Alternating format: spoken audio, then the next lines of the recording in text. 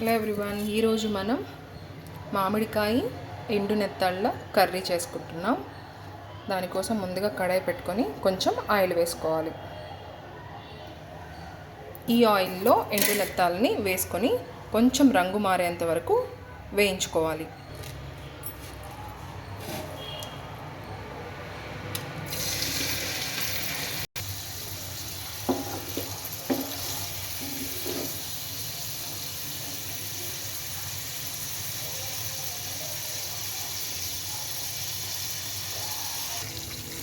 ఇవి తీసి పక్కన ఒక బౌల్లో పెట్టుకుందాం. ఇప్పుడు ఇదే ఆయిల్లో ఒక చెంచా ఆవాలు, ఒక చెంచా జీలకర్ర, కరివేపాకు, పచ్చిమిర్చి ముక్కలు వేసి బాగా వేగనివ్వాలి. ఇవి బాగా వేగిన తర్వాత 2 పెద్ద ఉల్లిపాయలు వేసుకొని బాగా వేయించుకోవాలి. ఆనియన్స్ బాగా వేగిన తర్వాత కొంచెం అల్లం వెల్లుల్లి పేస్ట్ యాడ్ చేసుకొని పచ్చి వాసన పోయేంత వరకు బాగా వేపుకోవాలి. ఇందులోనే ఒక అర చెంచా పసుపు కూడా వేసుకుందాం. 2 నిమిషాలు వేయించుకుంటే సరిపోతుంది. పచ్చి వాసన పోయిన తర్వాత టొమాటోలు కూడా వేసేసుకుందాం.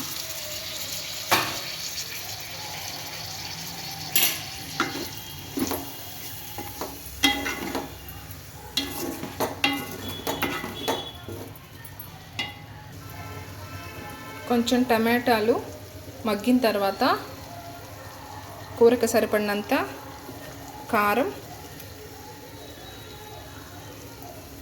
నేనైతే 2 స్పూన్లు కారం వేశాను. మీ రుచికి సరిపడినంత మీరు యాడ్ చేసుకోండి. కొంచెం ఉప్పు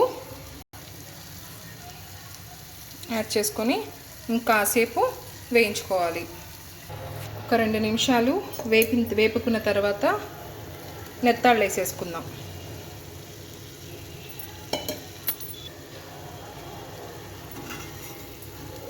ఈ టమాటా ఎర్రగడ్డ మసాలా బాగా నెత్తాళ్ళకి పట్టేలాగా కలుపుకుందాం.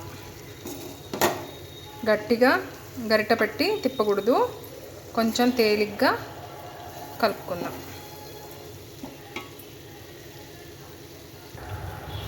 ఒక 2 నిమిషాలు మూత పెట్టి ఉడికించుకుందాం. ఒక 2 నిమిషాలు ఇలా మగ్గించుకున్న తర్వాత ఒక 1/2 లీటరు వాటర్ పోసుకోవాలి.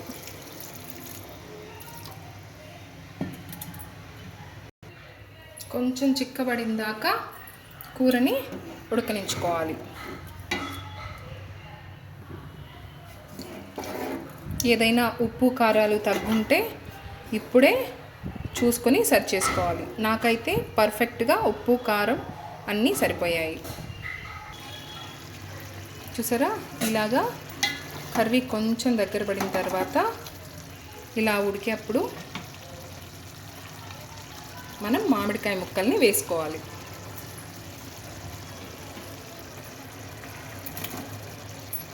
ఇలా మామిడికాయ ముక్కలు వేసుకున్న తర్వాత మామిడికాయ ముక్కలు బాగా మగ్గిన దాకా మనం మూత పెట్టి ఉడికించుకోవాలి.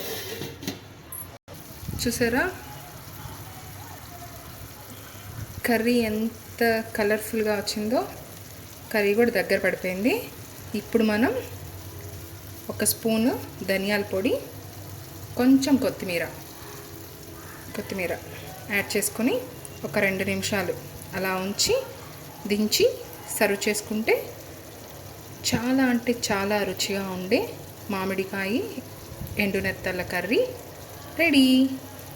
మా రెసిపీస్ కనుక మీకు నచ్చినట్లయితే లైక్ చేయండి, షేర్ చేయండి, సబ్స్క్రైబ్ చేయడం మర్చిపోవకండి. కుమారీస్ కిచెన్ 7175. ఇంకొక రెసిపీతో మళ్ళీ కలుద్దాం. అంతవరకు బాయ్.